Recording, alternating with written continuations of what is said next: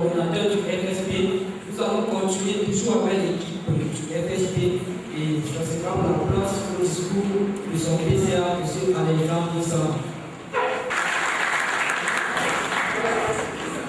Directeur de l'école nationale supérieure polytechnique de Yaoundé, très honorable parrain de la première journée de solidarité polytechnicienne, Monsieur le Président de la IEBI, Monsieur le coordinateur du Fonds de solidarité polytechnicienne abrégé FSP, Mesdames et Messieurs les membres du FSP, Mesdames et Messieurs les enseignants et administratifs de l'École nationale supérieure polytechnique, chers étudiants, honorables invités, Mesdames et Messieurs, c'est pour moi un grand honneur de prendre la parole en ce jour de solidarité, fait réalité matérielle. Premier jour d'action du FSP, jour mémorable initié par le FSP en étroite collaboration avec l'ENSP au profit des étudiants et des étudiants d'une part et d'autre part au profit des ingénieurs diplômés de cette prestigieuse école.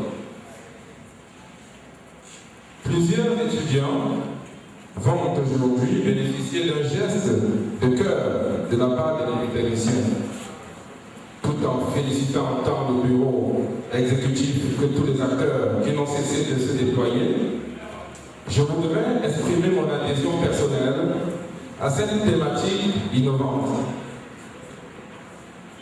Une telle démarche laisse entrevoir d'innombrables possibilités à développer sur divers angles, bien évidemment au regard du potentiel que regorge l'intelligentsia polytechnicienne. Bien louable. Et dorénavant, nous devons mieux faire. Avec l'implication de tous, nous allons ensemble mieux faire. Aussi, comme tous les autres polytechniciens bénéficiant de situations relativement confortables, doivent se considérer complètement partie intégrante d'une extraordinaire chaîne de solidarité déclenchée par le FSP et qui va au-delà de l'appui qui est accordé. Le meilleur est donc à venir pour notre communauté. Chacun devrait pouvoir, dès cet instant, et en tout lieu, intégrer son potentiel et sa responsabilité d'acteur du développement et du changement, tout en maintenant haut le label polytechnicien. Les plus à l'écoute de l'environnement et les plus solidaires au sens large, valeurs même qui en même temps caractérisent un des polytechniciens. Vive le polytechnicien.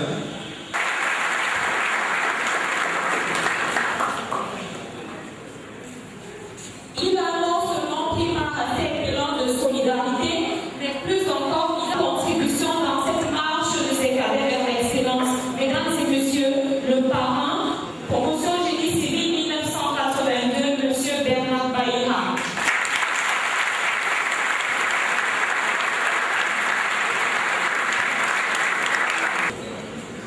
Monsieur le directeur de l'École nationale supérieure polytechnique de Yaoundé, Mesdames et Messieurs les enseignants, Monsieur le Président de l'Association des ingénieurs diplômés de l'École nationale supérieure polytechnique, Monsieur le coordonnateur du Fonds de solidarité polytechnicienne, Mesdames et Messieurs les ingénieurs, chers élèves ingénieurs, c'est la troisième fois en 30 ans que je reviens ici. Donc, vous comprenez que je suis un peu ému.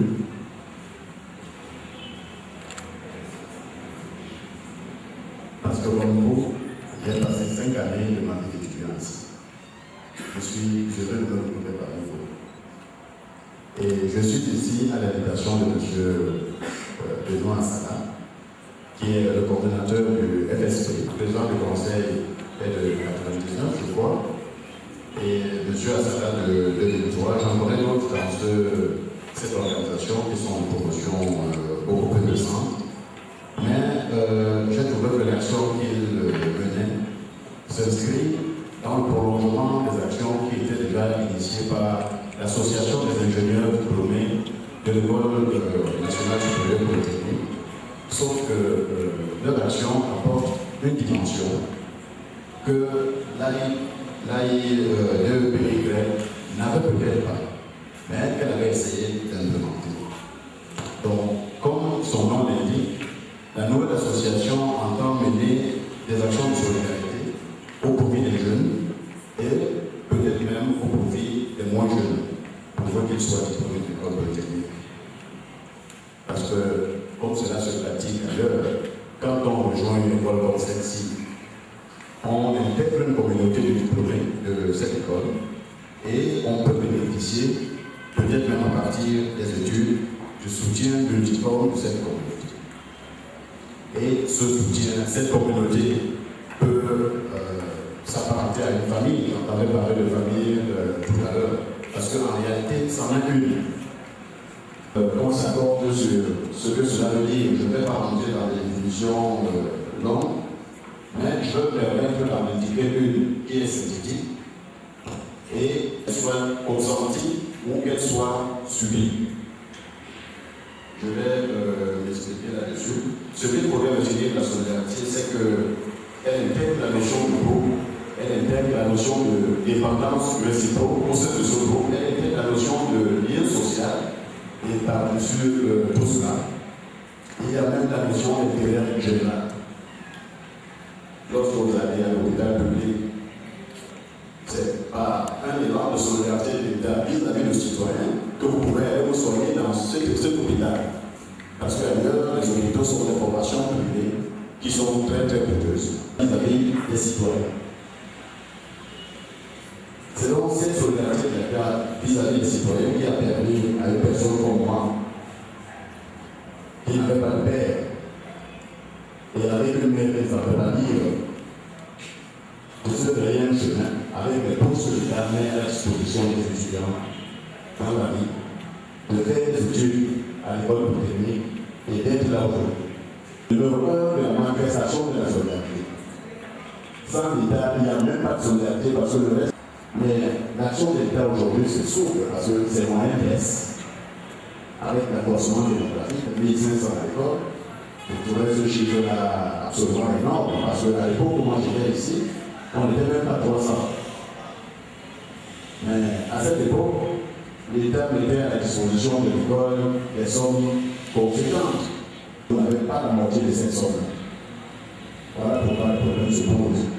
L'État s'essouffle, il faudrait que les autres parties prenantes mettent la main à la pâte. Et les nouvelles qui nous parviennent font état de ce que beaucoup de nos jeunes camarades que vous êtes ont des ingénieurs diplômés qui se trouvent dans des situations précaires. Et tout ce monde a besoin d'une petite assistance, ne serait-ce que pour se tirer l'affaire et pouvoir donner de ses propres aides. Et c'est pour ça que je crois que à vivre à bon moment. Quand on s'est informé de la situation, on nous a dit que pour une formation d'ingénieur, c'est un outil dont tout le monde peut disposer. Il y en a qui ont des difficultés à payer leur scolarité, pourtant les frais de scolarité ne sont pas élevés. Il y en a qui n'allaient pas arrondir l'œuvre de moi, ils finissent par perdre confiance en eux-mêmes et se mettent même à douter de l'avenir. Parmi les ingénieurs diplômés, certains, ils ont tous besoin d'aide, aussi bien financière que même psychologique, à tout moment. Il vient pour formaliser des actions qui étaient peut-être déjà menées pour certaines, qui se suppliaient par l'association des diplômés d'école. J'ai eu moi-même à parler un jeune homme qui avait été école et je l'ai aidé à trouver du travail. Donc, la création du fonds de solidarité pour les techniciens répond à un besoin qui est réel. Et 67 demandes urgentes ont été recensées. 77, je veux dire. Ces demandes portent sur des aspects aussi variés que ceux que je citais tout à l'heure, la survie, la scolarité, les problèmes de logement, les problèmes d'acquisition, soit très jeune parce qu'elle n'a été créée au moment la ville, comme cela a été dit tout à l'heure. Ils ont quand même pu ratisser la roche et ils ont adopté quelques dons qui vont permettre de déployer les aides aujourd'hui à 23 parmi les 77 personnes qui ont été recensées. Mais ce n'est que 23 sur les 77. Et même si on avait pu trouver des dons pour tout le monde, est-ce que ce type d'action peut s'inscrire durablement dans la durée? Je me répète peut-être. Donc, je suis venu pour qu'on réfléchisse ensemble, quand je dis ensemble, avec vous, mais surtout avec les diplômés de l'école, pour qu'on voit ce qu'il y a de faire. Mais quelle que soit la forme, il y a quelque chose qui peut servir les jeunes. Je tiens à remercier le directeur de l'école, pour les techniciens, et vous tous ceux qui êtes ici.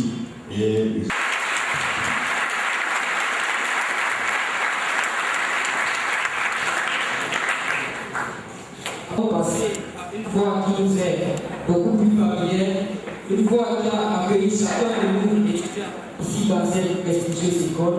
Cette voix, c'est celle du directeur de l'École nationale supérieure polytechnique.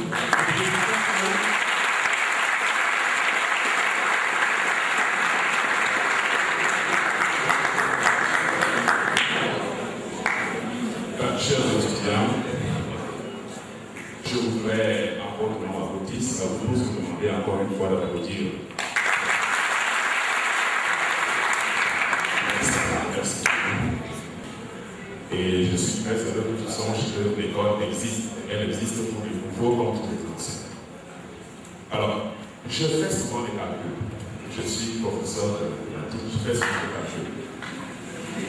Et l'un de ces calculs me conduisait à la réflexion suivante.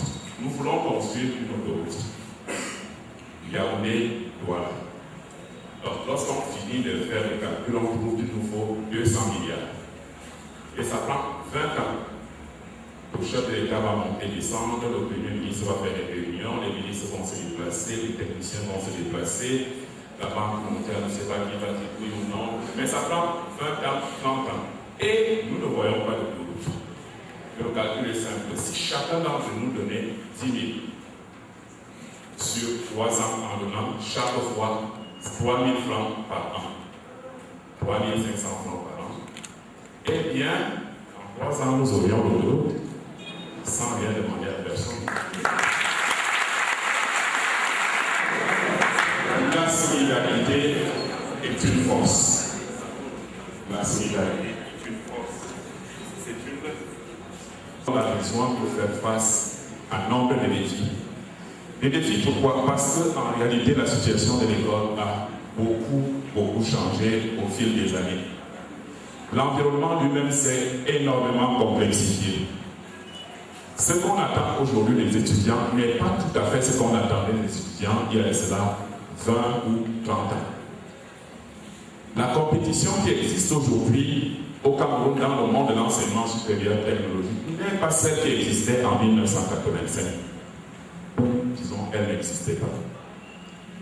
Les ressources, et Bernard Bailly l'a très bien dit, le parrain de cette cérémonie, il l'a très bien dit, les ressources mises à notre disposition ne sont pas non plus les mêmes. Et d'ailleurs, la couleur même du directeur n'est plus la même.